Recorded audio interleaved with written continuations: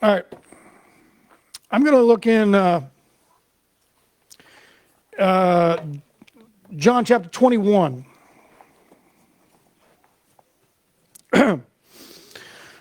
I'll read this first, and then we'll back up and talk about what's going on here. All right.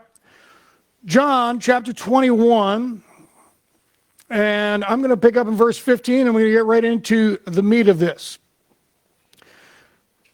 John 21 and verse 15 says something like this. So when they had finished breakfast, Jesus said to Simon Peter, Simon, son of John, do you love me more than these? And he said to him, yes, Lord, you know that I love you. And he said to him, tend my sheep. And he said to him a second time, Simon, son of John, do you love me? And he said to him, yes, Lord, you know that I love you. He said, shepherd my sheep. He said to him a third time, Simon, son of John, do you love me? Peter was grieved because he said to him the third time, do you love me? And he said to Jesus, Lord, you know all things. You know that I love you. And Jesus said to him, and tend my sheep. So this is after Jesus rose from the dead. The price had been paid. It is finished. The resurrection had occurred. This is the centerpiece of history. This is what everything was driving to and what everything has been birthed from since. This is it.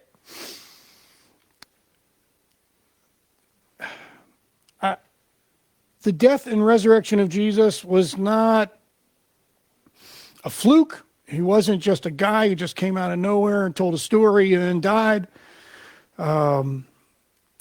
Jesus is God in the flesh, come to save his people. In the garden, when Adam fell, God promised that he would send one who would defeat the enemy, the devil. When Moses was called to bring his people out of Egypt, God spoke to him and promised that he would send a prophet like him who would speak to God and know God face to face, and like Moses bringing a covenant, and anyone who didn't receive him would be cut off. He promised long ago to David that a descendant of his would sit on the throne, be a king, and his kingdom would have no end. He spoke through Isaiah that he would send a servant, and that servant would be innocent, but he would die for the sins of his people, and that all of our guilt and shame would be put on him, and he would die to save us. It was not a story that popped out of nowhere. Jesus is the long prophesied fulfillment of Scripture. The Old Testament says all that, along with when he would come, where he would be born, where he would live, how he would die. It's all there. And so this having happened, Peter, having the incredible opportunity to be one of the Lord's disciples, one of his friends, having walked with him and seen his life, his miracles, and all that, put his faith in him. He saw him die and experienced him alive and resurrected. And yet there was something weird about this exchange. It was disturbing in a sense, even to Peter, not understanding exactly what was going on. And I want to take a look at why I think it happened and what was going on and how that applies to us. So first of all, I want I want to say that there's, just to comment on this situation or this little scene here. Some have made a lot out of the point that Jesus and Peter, in their discussion, they at times are using two different words for the word love. And so they're translated love because, in a sense, they both mean love. But Jesus, the first two times he asks, do you love me? He uses the word agape. And Peter, when he answers, always uses the philo, the brotherly love. We call it brotherly love. It's where we get Philadelphia, the city of brotherly love. But anyway, Jesus, in the last time that he asked, he uses that same word also, philo, and Peter answers with philo. So some people have made out that Jesus is asking him about a higher love, and Peter is responding with a lower love. And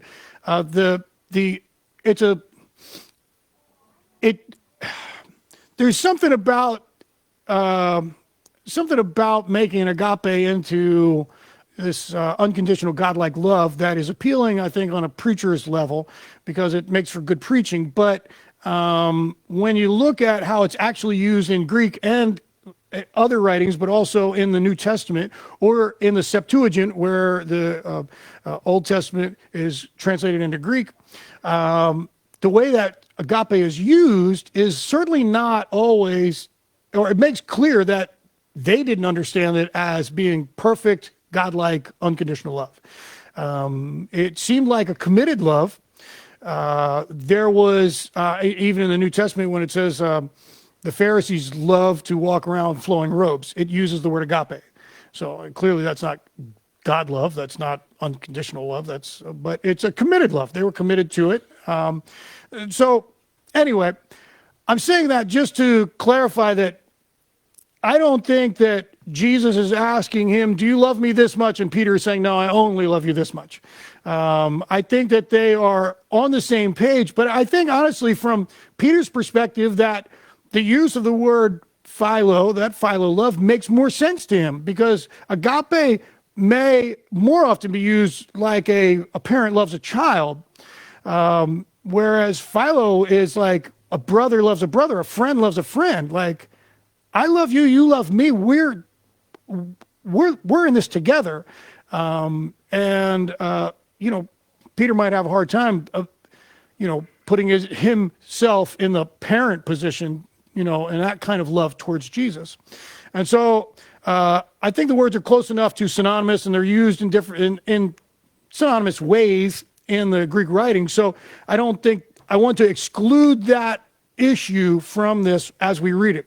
So having pushed that aside, we just really get Jesus asking Peter 3 times, do you love me? And Peter repeatedly saying, yes, I love you. And to understand why this happens and what Jesus is trying to do, I think we have to understand a little, obviously the situation that Peter is in. And, Peter, as, and Peter's been a little bit of a theme this morning. If you were here for the early service, you heard a little bit about Peter too. And even on Thursday night, I think we talked about Peter, didn't we, Ken? All right, so it's a little plug for coming to service, guys. Anyway. Yeah. Anyhow, Peter's been through some things, and it's not just that he's denied Christ, because he did. In the courtyard, within sight of Jesus, he was asked repeatedly, you know that guy, and repeatedly he denied knowing Jesus. And this, in light of the fact that he knows Jesus said, if you deny me before men, I will deny you before my Father in heaven. And so he's He's like, took that stuff seriously and yet fell. And now looking back feels ruined. He feels terrible. And I mean, so terrible. And we read this morning that at the resurrection, or at the grave, when the women came, the angel spoke and they said, go tell the disciples and Peter, because Peter didn't count himself in that group. And then it says that Peter came to the tomb, and then it says, astonished, he left and went to his home. And now that's something you could blow by, but there's a distinction there that he didn't go back to the upper room. He didn't go back to where everybody else was. He went to his own place, some other room he had by himself. He didn't count himself with those guys. The guys on the road to Emmaus, when they encounter Jesus, they come running back and they go, it's true. He is risen, and he has appeared to Simon. Now, we don't get the story of his appearance to Simon, but apparently Jesus did a specific one-on-one with Simon before he appeared to the other disciples in the upper room. Like that's probably the only reason Peter was in the upper room, because Jesus had to go get him, because he had counted himself out. He had written himself off. And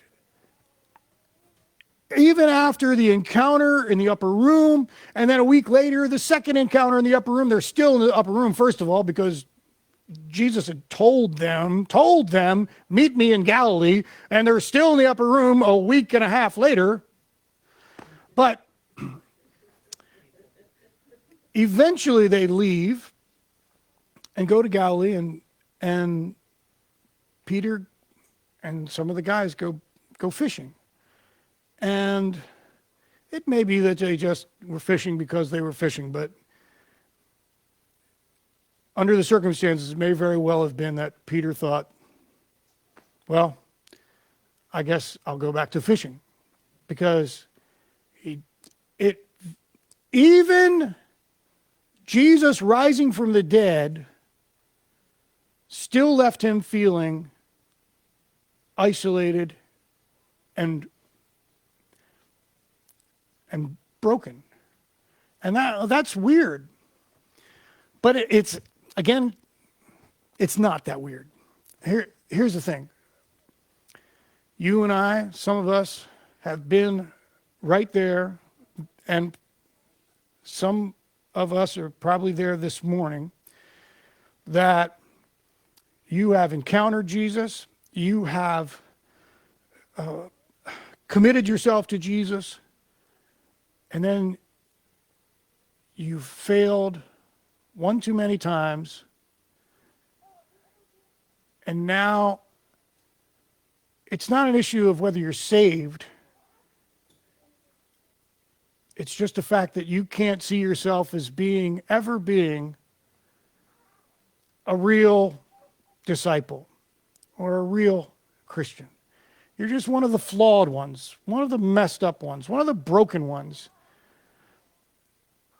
And I suspect some of us, like Peter, I suspect Peter himself probably heard in his head, like, you're the denier. You denied Christ. You had an opportunity to say something and you said nothing. You had an opportunity to say something and you denied him. You're the denier. He probably felt like, he may have looked back at the garden scene where he cut a guy's ear off and thought, I'm a murderer. Like Jesus said, that if you have anger in your heart towards another, that you're already committed murder. I tried to murder that guy. I literally tried to murder that guy. I am a murderer. I'm a murderer. And he probably heard that in his head. And he probably thought of himself as the betrayer. Like, I betrayed my friend. I abandoned him when he needed me. I didn't go to jail with him. Jesus said, you're all going to abandon me. And Peter said, I will never. I will go to jail and I will die with you. And then I abandoned him. And I didn't go to jail. I buckled. I betrayed my friend. I'm the betrayer. He probably had these thoughts in his head, and that's why he wouldn't count himself as one of the disciples.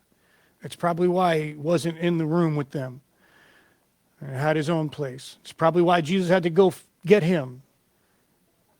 It's probably why the angel had to say, tell the disciples and Peter, because he could only see his past. His identity was tied up in his failures. And sadly, his salvation didn't immediately change that. The resurrection of Jesus did not immediately change the way he identified himself. And Jesus came, I believe, not to save Peter, but to help him through this process of recognizing himself in a different way and identifying himself in a different way. And not as the denier, not as the betrayer, not as the loser, not as the failure, but as the one who loves you. I love you, Jesus. That's who I should think of myself as, because I might screw up and I might stumble and I might fail, but this fact is not going to change. I love you. And that, I believe, is what Jesus is doing. I mean, and I think it's important to recognize that, because it means that sometimes we have to go through a process to get it. That it's not enough. Don't get me wrong. The gospel saves forever. The gospel saves completely. But sometimes we don't apply the gospel to this stuff in here. We'll take the gospel here and say, wow, that's cool that I'm going to go to heaven. But meanwhile, we still think that we're a piece of garbage and that we're worthless and useless and a screw up. And we continue to think this stuff in our head. We haven't applied the gospel here. Now, don't get me wrong. You're all sinners. You're all screw ups. All of us are. You're all messed up and you're all going to fail and you all do it all the time. But ultimately, that's not your identity. No, right? Our identity is Jesus and how we relate to Jesus. And so,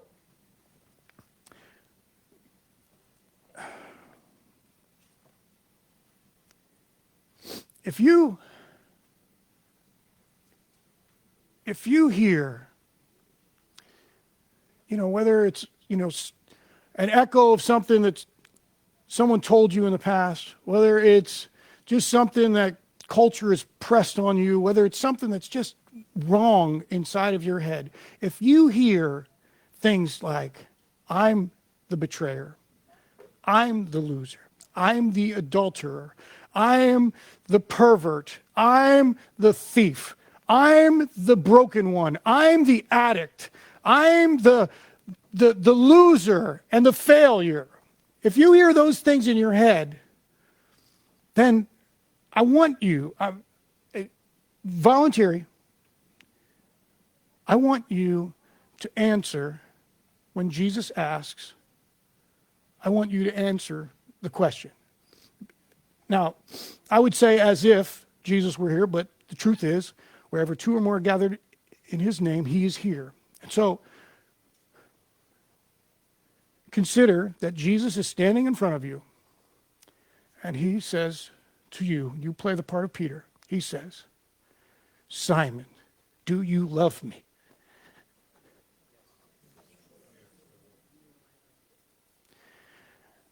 And he says again, do you love me?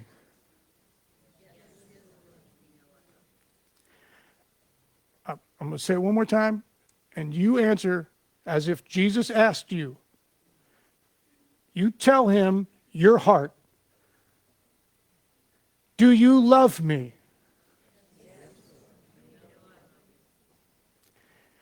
That's who you are. Then go to work. That's what he says to Peter. Then go to work. Tend my sheep. Stop fishing. Stop goofing around. Go to work for me. Reach out to your neighbor. Love your family. Pray. Speak. Share. You're not disqualified because you're a screw up. You're all screw ups. That's why he died for us.